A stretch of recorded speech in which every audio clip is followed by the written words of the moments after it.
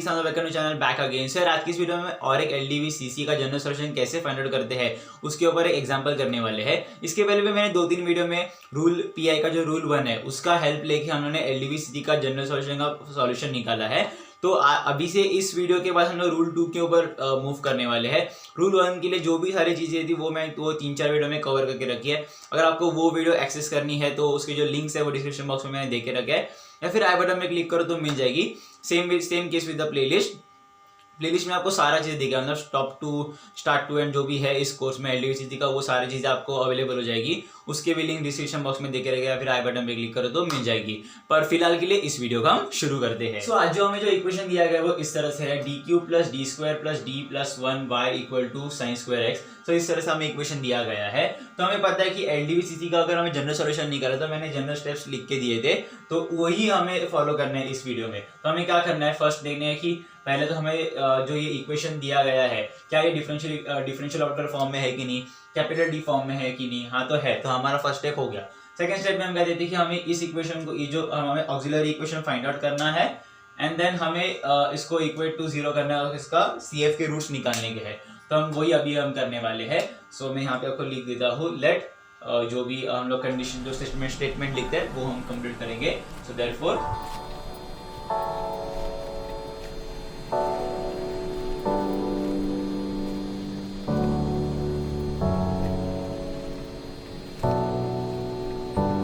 मैंने यहाँ पे लिख दिया कि यार ये जो इक्वेशन 1 है, ये जो ऊपर का जो गिवन इक्वेशन इसको मैंने 1 मार्क किया है, और उसके बाद में ये अंदर का जो इक्वेशन है ऑक्सिलरी इक्वेशन इसे हमने 2 मार्क कर लिया है। तो अभी हमें इस इक्वेशन के रूट्स निकालने के हैं। So therefore the root of the given वो मैं लिख दूंगा एंड देन हम रूट्स फाइंड आउट करेंगे। जस्ट मुझे एक सेकंड, मुझे कैलकुलेटर लेके आने दो।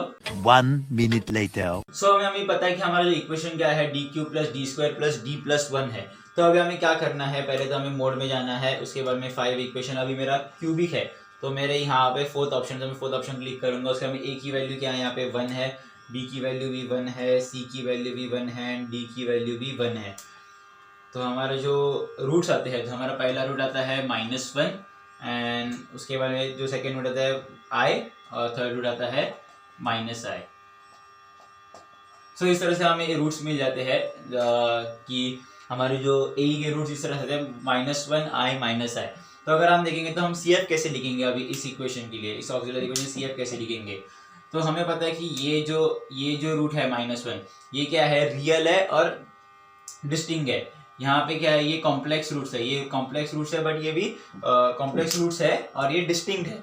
तो अभी हम उस तरह से लिखेंगे। अभी इसका हम क्या लेते हैं, इसका CF कैसे लिखते थे, CF = C1 e⁻mx ऐसा आता है और उसके हमें n पावर चला जाता है। यहाँ पे क्या होता है e⁻α * cos α cos βx + sin βx इस तरह से आता है। तो हम लोग यहाँ पे इस तरह से हम CF लिखने वाले हैं। So therefore CF for this equation is,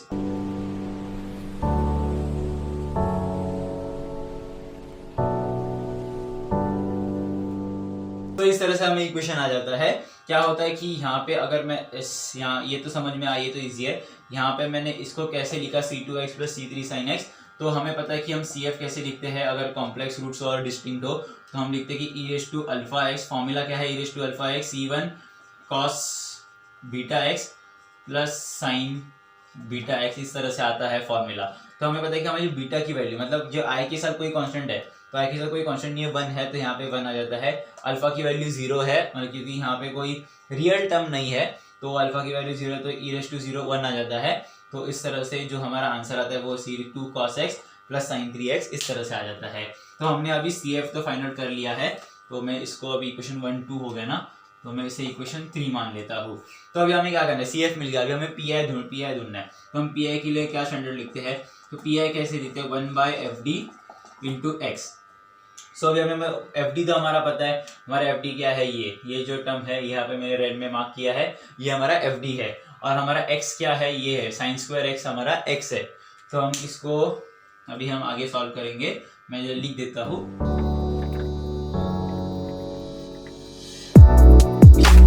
सो इस तरह से हमें इक्वेशन आ जाता है। अगर आप अभी देखोगे हमारा x क्या है, sin² x। अभी sin² x किस फॉर्मेट में चला जाता है, रूल 1 में तो नहीं जाएगा कि रूल 1 के लिए क्या चाहिए, x हमारा e⁻α x, मतलब अल्फा कौन सा e⁻x पावर में होना चाहिए। e⁻x टर्म में होना चाहिए। तो हम रूल 2 के बजाय रूल 2 में क्या बोलते हैं कि साइन और कॉस होना चाहिए। तो हम देखेंगे सर ये तो साइन और कॉस में है ना, यहाँ पे साइन है बट यहाँ पे सिर्फ साइन है। साइन स्क्वायर के लिए कोई रूल 2 नहीं अप्लाई होता है, साइन के लिए सिर्फ साइन की जो पावर 1 होती है उसके लिए अप्लाई होता है। पर हमें पता है कि हमें मैथ्स में एक फॉर्मूला है 1 minus cos 2x is equal to sine square x, इस तरह से होता है। और अगर हम यहाँ पे ये जो 2 है इसको अगर डिनोमिनेटर में लेके आओ तो कैसा होता है 1 minus cos 2x by 2 is equal to sine square x। इस तरह से हमारा फॉर्मूला बन जाता है। तो अभी हम क्या करते हैं साइन स्क्वायर x को हम लोग यहाँ पे 1 माइनस कॉस 2x बाई 2 से हम लोग रिप्लेस कर सकते हैं। तो अभी हम वही चीज करने वाले हैं। सो देयरफॉर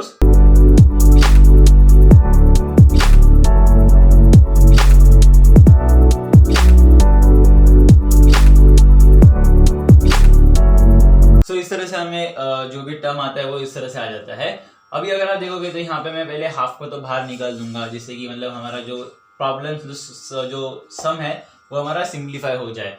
तो अभी अगर हमें और आगे अगर हम इसे जाना है तो हम इसको क्या कर सकते हैं, अभी देखोगे यहाँ पे cos 2x है, हम इसको स्प्लिट करने के बाद भी हम इस पर डिस्कस कर सकते हैं। या फिर अभी मैं पहले यहाँ पे जरा सा रीअरेंज करके लिख देता हूँ जिससे कि आपको थोड़ा सा और क्लियरिटी मिल जाए। तो मैं इसको लिख के बताता हूँ। सो मैं हाफ को बाहर लेता हूँ।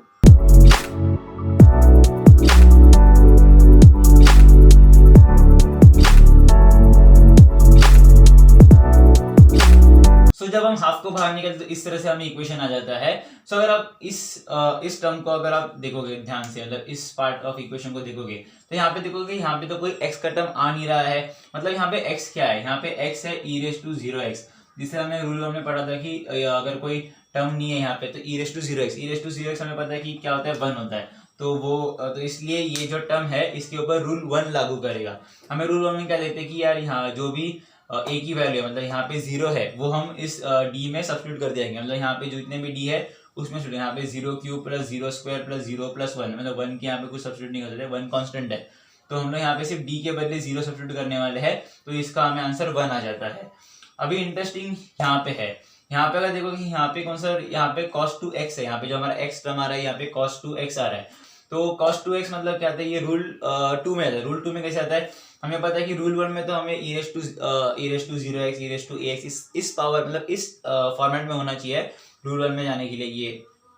ये इक्वेशन को रूल 1 में सेटिस्फाई करने के लिए यहाँ पे जो x है वो e⁻ax फॉर्म में होना चाहिए, बट यहाँ पे तो cos x में है, cos 2x में है। तो cos 2x में कौन सा रूल 2 है, रूल 2 में क्या देते हैं कि cos 2x हो या फिर sin 2x हो कोई यहाँ पे जो x का टर्म, तो हम रूल 2 लगाते हैं। रूल 2 क्या कहता है कि जो भी d² है हमें d² के बदले -a², मतलब a², यहाँ पे a क्या है 2 है, तो यहाँ पे अगर मैं यहाँ पे d² के बदले सब्स्टिट्यूट करूँ तो -4 आएगा। इस तरह से हमें सब्स्टिट्यूट करना है।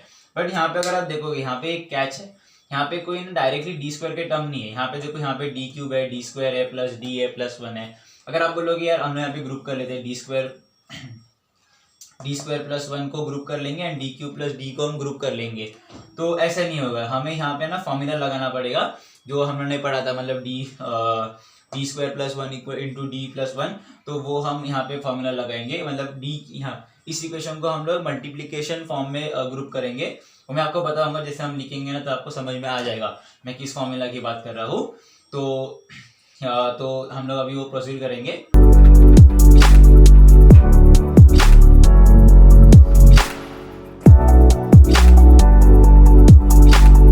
तो हमने इस इक्वेशन को d³ plus d² plus d plus 1 को हमने इस फॉर्म में लिख दिया। अगर आप फिर से इसको मल्टीप्लाई कर दोगे यहाँ पे d³ आ जाएगा, यहाँ पे d आ जाएगा और 1 को d² प्लस 1, तो इस तरह से ये जो इक्वेशन है वही ये इक्वेशन को अगर आप फिर से मल्टीप्लाई करोगे तो ये इक्वेशन बन जाएगा। तो मैंने यहाँ पे इस इक्वेशन में क्यों लिखा है मैंने बताया आपको, क्योंकि अगर हम लोग यहाँ पे सब्स्टिट्यूट कर देते थे तो यहाँ पे एक d आइसोलेट हो जाता था और वो आगे जाके हमें अगर उसको फिर से डिफरेंशिएट करना है, फिर मल्टीप्लिकेशन का जो हमें एडजस्टमेंट करना है वो नहीं हो गया आगे, तो हम उसके बारे में हम देखेंगे। अभी यहाँ तक अगर इसके आगे हम सॉल्व करेंगे, बट अभी मेरे यहाँ पे स्पेस नहीं है, तो अगर आपको कुछ यहाँ से कॉपी करना है तो आप कॉपी कर लो और जो भी इंपॉर्टेंट चीज़ है वो मैं यहाँ पे लिख दूंगा और उसके बाद में हम सम को प्रोसीड करेंगे। तो अगर आपको कुछ लिखना है तो आप लिख सकते हो। तो हमने जो मैंने यहाँ पे सॉल्व किया था वो इस तरह से हमने यहाँ पे लिख दिया है। मतलब हमारा जो पहला जो स्टार्टिंग में पिया है तो हमने इस फॉर्म से हमने इस फॉर्म तक हमने आ चुके हैं अभी तक। तो अभी हमें यहाँ पे हमें रूल टू हमें अप्लाई करना है। तो अभी यहाँ देखोगे जिस तरह से मैंने यहाँ पे इस इक्वेशन को यहाँ पे D cube plus D square को हम लोग इस तरह से लिख सकते हैं। और उसके बाद में अगर हम यहाँ पे डी स्क्वायर के बदले वैल्यू सब्स्टिट्यूट करेंगे तो कैसे हमारा इक्वेशन हो जाएगा, तो अभी मैं वो आपको आगे सॉल्व करके बताता हूँ। सो देयरफॉर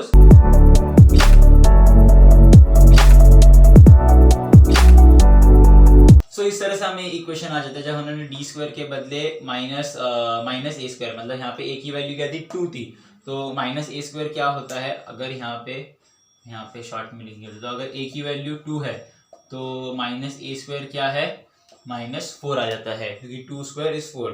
तो इस तरह से हमारी डी स्क्वायर की वैल्यू आती है। डी स्क्वायर के बदले हमने -4 सब्स्टिट्यूट किया है, तो यहाँ पे ये -3 आ जाएगा।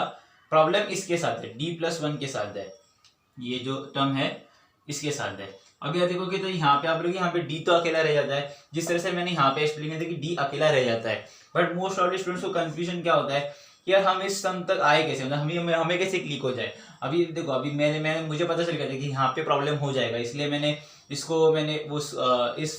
इक्वेशन को मैंने इस फॉर्म में कन्वर्ट किया। एंड उससे अभी आप देखोगे यहाँ पे d+1 को अगर मैंने d-1 को डिवाइड और मल्टीप्लाई कर दिया, न्यूमरेटर और डिनोमिनेटर में मल्टीप्लाई कर दिया, तो यहाँ पे d² -1 क्रिएट हो जाएगा और हम आसानी से डी स्क्वायर की वैल्यू -a² को हम लोग सब्स्टिट्यूट करके हम आंसर निकाल सकते हैं। बट हम इसको सोचे कैसे, तो फर्स्ट मेथड ये है कि अगर आप सॉल्व करोगे इसको आगे, आप आगे जाके किसी स्टेप पे अड़क के जाओगे। मतलब यहाँ पे कुछ तो -7d ऐसा कुछ तो आ जाएगा, यहाँ पे -7 ऐसा कुछ तो सब टर्म आ जाएगा, प्लस कोई तो कांस्टेंट आ जाएगा। तो इस तरह से इक्वेशन आ जाएगा और आप अड़क जाओगे इस इक्वेशन के लिए।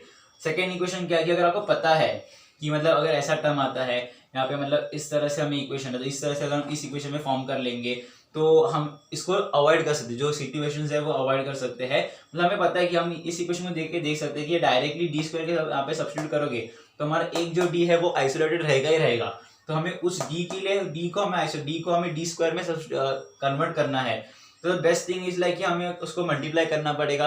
अभी डी को स्क्वायर के पावर में लेके आना है तो उसको डी के साथ मल्टीप्लाई करना पड़ेगा डी स्क्वायर के पावर में लाने के लिए। तो हम कैसे कर सकते हैं कि मतलब पहले तो ये जो टर्म है इसे हमें मल्टीप्लिकेशन फॉर्म में लेके आना पड़ेगा।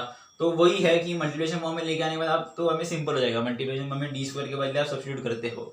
तो ये ना ये क्लिक नहीं होता है, ये आप मोस्ट ऑफ जब सम सॉल्व करते तब हो जाता है। मोस्ट ऑफ क्या कि इस कॉलेज में बोलते कि कॉलेज में ऐसे सम दिए जाते हैं और मैम भी बोलेंगे कि यार आपने सॉल्व नहीं किया, आप बुद्धू, आपको समझ में नहीं आता। कॉलेज वाले सम सॉल्व नहीं करते, इसके लिए प्रॉब्लम है। अगर आप अभी यहाँ पे आपने देखा कि इसको हम इस तरह से कन्वर्ट कर सकते हैं, या आपने एक वे देखा कि किस तरह से हम सम सॉल्व कर सकते हैं। आज साइन स्क्वायर है, इसके बदले कोई और टर्म आ सकता है, कॉस आता है, कॉस स्क्वायर आ सकता है, और ऐसे ही टर्म आ जाए। तो आप नेक्स्ट टाइम जो सिमिलर सम्स है इसके वो आप सॉल्व कर सकते हैं। आपको अभी वे समझ में आ जाए कि इस तरह से हम सॉल्व कर सकते हैं। तो ये मैं इस पूरे मतलब प्लेलिस्ट से ये बताना चाहता हूँ कि यार अलग अलग वेज होते हैं अलग अलग सम को सॉल्व करने के लिए। और अगर आपने ये पूरी प्लेलिस्ट देख भी ली ना तो भी आपको एग्जाम के लिए बहुत सफिशिएंट है। ये चैप्टर के लिए जो पूरी प्लेलिस्ट अगर देख ली तो एग्जाम के लिए बहुत सफिशिएंट है। तो हम आगे प्रोसीड करते हैं कि कैसे हम सॉल्व करते हैं इस इक्वेशन को। तो मैंने अब जिससे बताया कि यार डी स्क्वायर के बदले हम -4 सब्स्टिट्यूट किया है। एंड अभी यहाँ पे d+1 और यहाँ पे हम लोग न्यूमरेटर में और डिनोमिनेटर में हम लोग d-1 और d-1 मल्टीप्लाई कर देंगे। सो देयरफॉर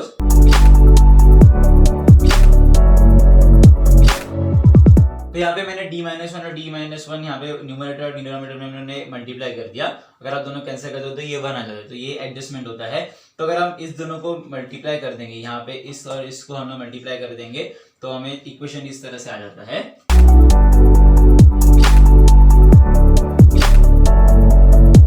थोड़ी सी हैंडराइटिंग यहाँ पे थोड़ी सी गंदी हो चुकी है। तो मतलब यहाँ पे मैंने जो भी यहाँ पे d+1 × d-1 कहते हैं, d² - 1² होता है, और यहाँ पे d-1 जैसे है वैसे ही मैंने रखा है। तो अभी हमें आगे प्रोसीड करना है। तो मैं यहाँ पे अगर ये जो -3 को हम लोग यहाँ पे साइड में कर देंगे और यहाँ पे रूल 2 लगाएंगे फिर से यहाँ पे, तो यहाँ पे रूल 2 क्या होगा, 2 यहाँ सब्स्टिट्यूट करेंगे तो -4 हो जाएगा, और -4 - 1 हो जाता है -5, और -5 × 3 हो जाता है 15 हो जाता है। तो हम लोग आगे हम तो यहाँ पे मैं लिख देता हूँ, यहाँ पे कंटिन्यू करेंगे हम इस सम को।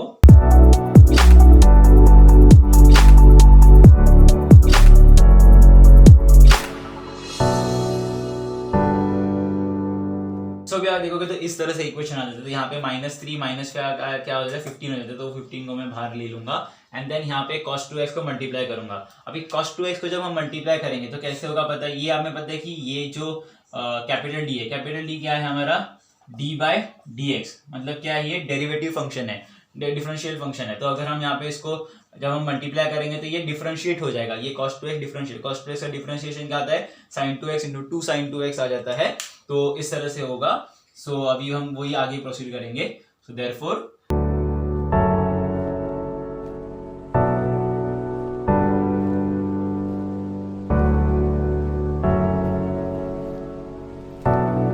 इस तरह से हमें इक्वेशन आ जाता है। यहाँ पे -sin 2x आ जाएगा, क्योंकि मैंने यहाँ पे मैं बोलना पड़ेगा cos 2x का डिफरेंशिएशन क्या होता है, अगर cos x का डिफरेंशिएशन, सिंपल डिफरेंशिएशन क्या होता है -sin x, तो हमने वही है। और अगर यहाँ पे अभी cos 2x है तो यहाँ पे -2 sin 2x है, ये एक स्टैंडर्ड डिफरेंशिएशन है। बट अगर आपको सॉल्व करना है, नहीं पता है, तो हम कैसे करते हैं, d cos 2x आता है बाय dx। तो हम कैसे सॉल्व करेंगे इसको, तो यहाँ पे ये पहले माइनस